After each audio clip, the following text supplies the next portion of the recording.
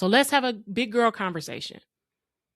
When was the last time you looked at a circumstance you were in, a difficulty, a challenge, a painful experience, and thought, oh my goodness, why is this happening to me? Why is this happening? What is going on? Why am I here? And didn't ask, what is it supposed to be teaching me? Thank you for joining me again for the Girl Just Feel podcast, where faith meets mental health and healing starts with feeling your feelings.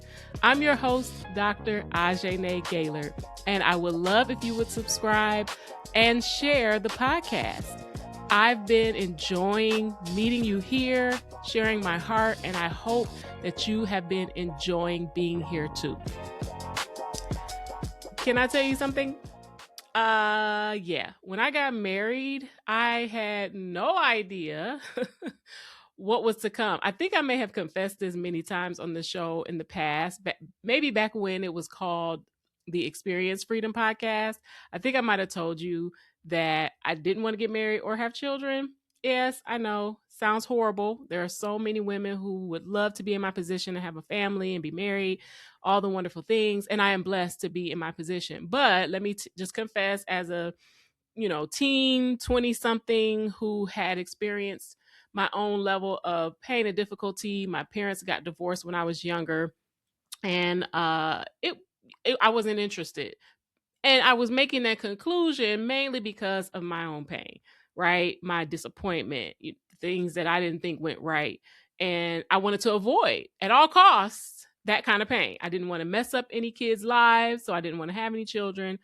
And I didn't want to get married because I didn't really understand the impact of marriage, how to be in a successful marriage, and I just didn't want no parts. So I remember when I met my husband, actually we had met a couple of times before we actually met for real, and remembered each other seriously. His sister and I went to college together, and we sang in the choir together. So, and I also attended college with friends that he went to high school with. So we had a lot of mutual friends that we didn't even know about until much later.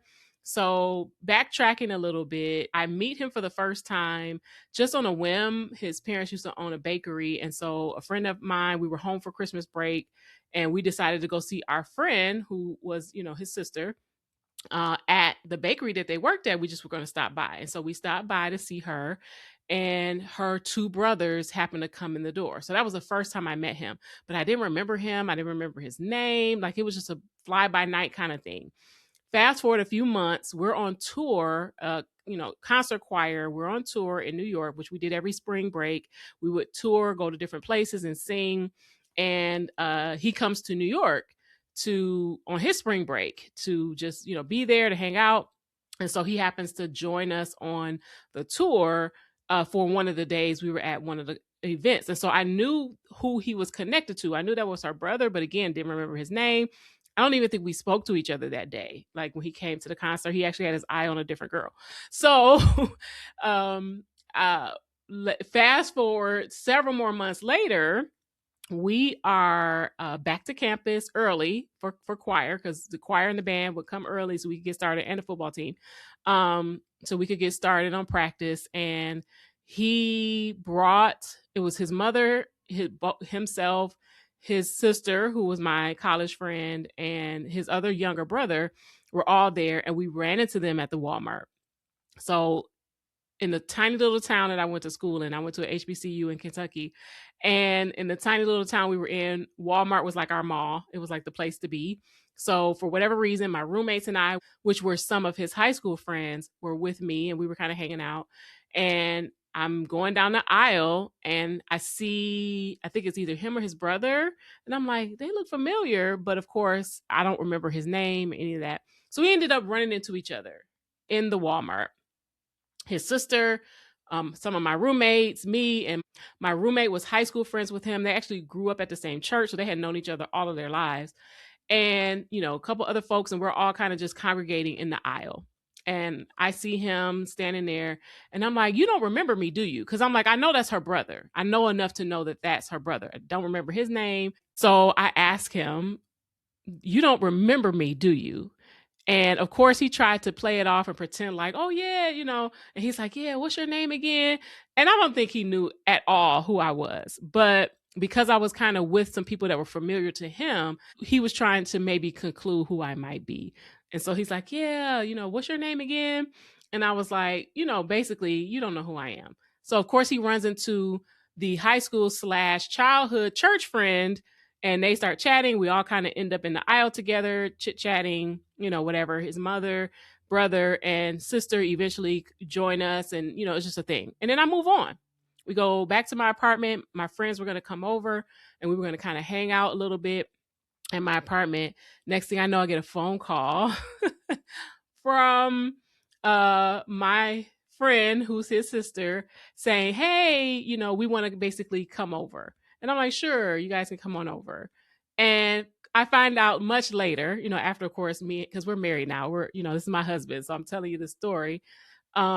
He convinced her to reach out to me to see if, we could connect, because he was interested. So I find out way, way, way, way later that when he saw me in the Walmart, his conclusion was, that's going to be my wife. Now, it was a bumpy road for us to get started, but very fast and quick. And God really blew me away with how all of that came to be. And I tell you this story because my heart had been so turned off, even to relationships at that point. And I had already experienced some very painful, difficult relationships in college, some failures of mine that I had done, some mistakes I had made, some people I had wounded. And I wasn't interested in carrying on with any relationships. As a matter of fact, when I turned, I believe I was 19, when I rededicated myself to the Lord. Now, I told you on the last episode that I gave my life to Christ when I was 7 years old. And I was sincere, and I knew what I was doing, and I was very clear that I wanted to be saved. But I didn't understand the process of sanctification. And that's just a big theological word to say going through some stuff so that you can be more like Jesus. And what that means is enduring tests, enduring trials, enduring difficulties, and getting your character worked on so that you can reflect Christ and not your sinful self. So I'm, just turning, I think I was 19, and I had rededicated myself to the Lord. I learned to fast and to pray for the first time. Like, I knew how to pray, but I had begun to study scriptures differently than I had ever done before. I learned more about fasting and that spiritual discipline. I learned more about intentional prayers. And so I started to grow and mature, because I had just had 3 years of college life where I was acting a plumb fool.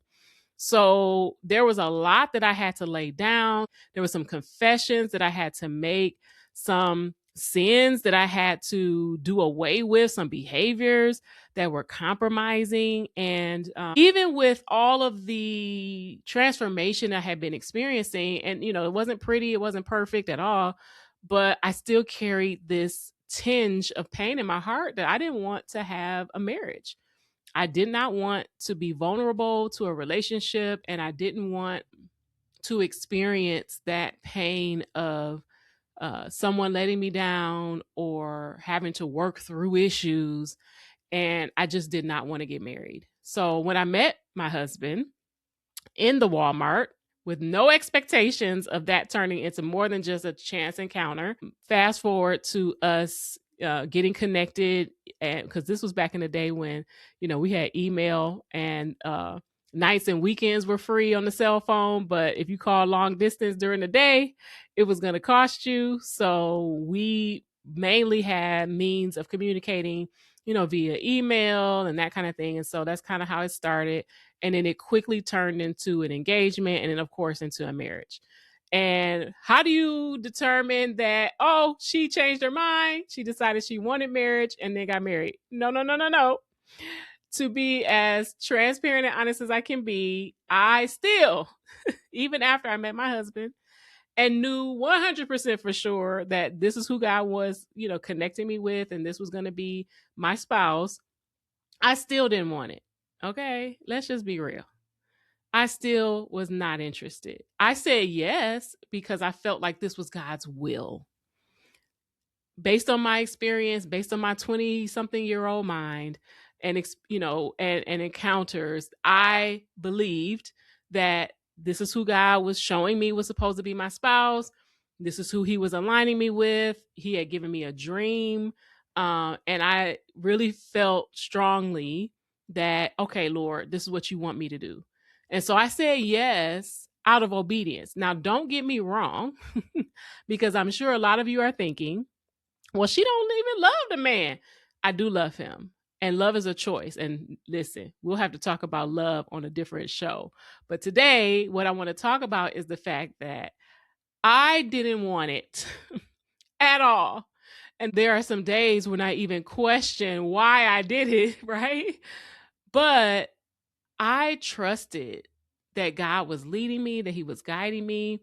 And even if I had gotten it wrong, you know, he would still be with me in it. So, why do I tell you why that I didn't want to get married? Because when tests and trials came up and when we started having difficulties early on and when we would have our challenges, because all relationships are going to have challenges, right? I kept going back to the idea that I didn't want this to begin with. So it must be something that I did. It must be something that it must be because I went along with it. And so it's my fault. It's my fault that we are challenging each other in these areas. It's my fault that we're having, disagreements. It's my fault that things aren't working because I went against what I wanted. And that I've come to understand is untrue. It was very challenging for me to say yes to the Lord, to do something that I believe he called me to do, and then endure difficulty along the way. I had it all wrong. And maybe you don't deal with it in the way that I did, but I thought because this was God's idea, because it sure wasn't mine, to get married and then, of course, eventually have children, that all things were going to work out well and that everything was going to go my way and that I wouldn't have any challenges. Can anybody relate to that? Or is it just me? It must be just me who thought that because I'm saying yes to God, then everything should be peachy, right? When we give our lives to the Lord and when we follow after him and we obey God, everything's going to be peachy. It's going to be perfect. It's going to be wonderful. And I'm never going to struggle ever again or have any challenges. Well, that is something that I think our enemy and even our flesh, because our flesh likes to be comfortable, may have manufactured in order to minimize the impact of enduring difficulty and growing. That's what I want to say. Now, a few episodes back, I talked about what stress actually is. So we talked about in the past that stress is basically saying there's a need, there's a demand that we don't yet have the capacity to meet, which creates that sense of stress. But if we can meet it, it means that we can grow. And what I didn't understand at the time was just because I felt like this was what God was leading me to do and I was following his plans and I was being obedient to what he was telling me to do, even though it wasn't what I wanted to do. And honestly, all the reasons why I didn't want to do that had to do with my pain, had to do with my disappointment, had nothing to do with his goodness or sovereignty or even whether or not my husband was a great man, which he is. But it had to do with me trying to avoid or trying to prevent or trying to control what I felt would be the outcome of my life.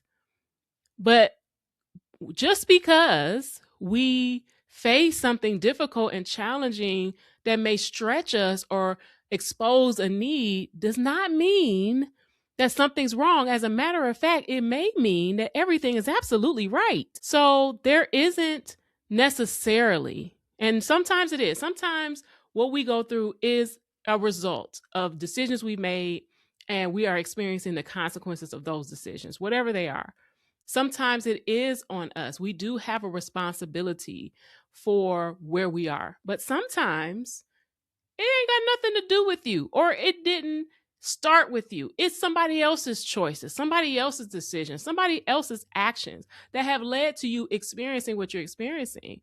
But that does not always mean that you are in sin, you did something wrong, and so now this is the result.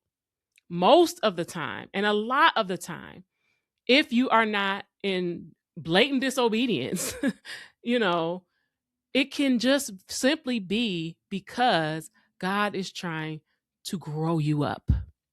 So let's have a big girl conversation. When was the last time you looked at a circumstance you were in, a difficulty, a challenge, a painful experience, and thought, oh my goodness, why is this happening to me? Why is this happening? What is going on? Why am I here? And didn't ask, what is this supposed to be teaching me? I'm guilty. I'm guilty. Literally this morning, I was doing the same. Why, Lord, why?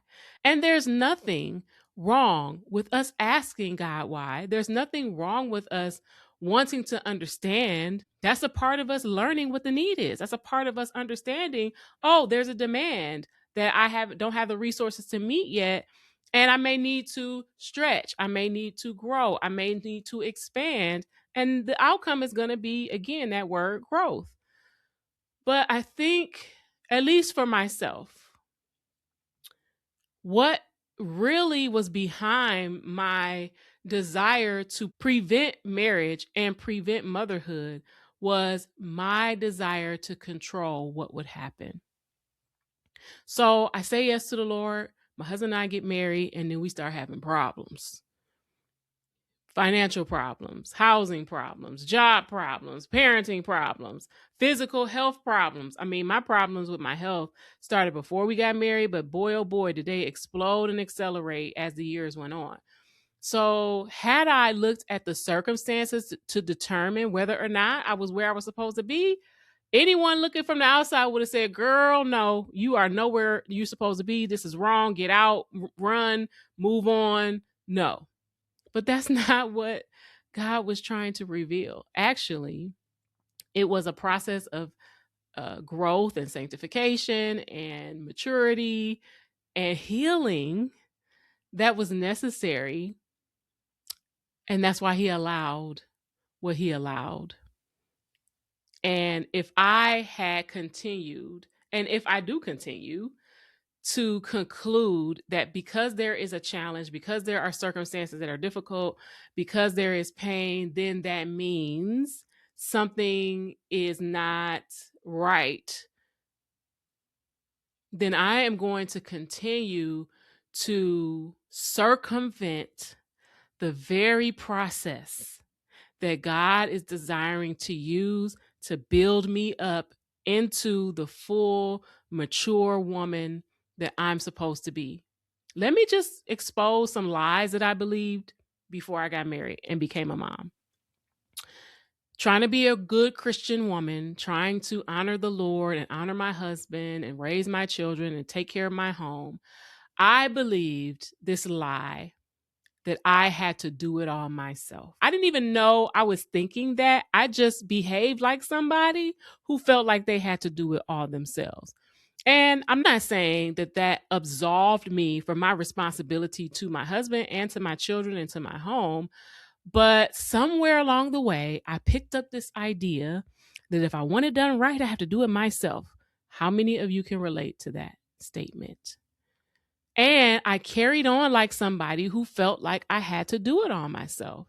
So even if my husband was trying to help me, or even when there were times that my children came of age and were old enough to start helping out and participating, there was still this belief driving my behavior, leading me to say, y'all not doing it good enough. I need to do it myself. Or if I would ask for help and the help didn't show up the way I wanted it to, then I would make the conclusion, oh, see, I do have to do it myself. There isn't anybody to help me. Nobody's going to do it right. So that lie led to a lot of tension and friction for me and my spouse in our relationship, in my parenting relationship, in our home, and even in myself. Because if I'm going around thinking I have to do it all on my own, and this lie is leading me to respond to what my husband was doing or not doing, or what my children were doing or not doing, or what I felt wasn't happening, then that driver led me to then respond and behave in a way that said, I have to take on more than I should. I have to endure more than I need to. I have to carry more than I can really hold. And then that caused even more symptoms, issues, all the things, right? So I'm going to give you the advice that I would go back and give my 20-something-year-old self when I didn't want to get married or have children, out of my own pain and my own controlling tendencies. I would tell her, you don't have to do it all yourself, because you were never designed to carry this alone. The truth is, we were made for relationship, first with God and then with one another. How we know this is because the way Jesus responded to the two greatest commandments was to first love God with all of who you are, and then to love your neighbor as yourself. And you're not left out of that, because in order to love your neighbor, you have to love yourself. And before you can love yourself, you would have to love God. So there's some formula there. But we were made to be in community, and we were made to share this life with other people. My effort or my desire to not get married or have children was because I was carrying pain from relationships that I had prior to that. In my family of origin, in the divorce of my parents, and the abuse I endured. And so I decided that in order to protect myself from further harm, it was easier to not be in relationship. So two of the relationships that most people, not all people, but most people are seeking, is a marital relationship and a parenting relationship. They want to get married and have kids. Some people do, some people don't. But I wanted to prevent any more pain, any more harm, any more difficulty by not having those relationships. And I also, in turn, didn't want to cause anybody pain, anybody difficulty, anybody any harm. And so my remedy for that was a counterfeit to what God really wanted me to experience. And I hope that me confessing it to you will help you to examine ways and areas where you've come up with a counterfeit. And as a matter of fact, that's your life work. What counterfeits have you created in your own life? What are some conclusions you have come to where you've decided what you will or won't do out of your own pain in order to prevent an outcome you didn't expect? Write that down.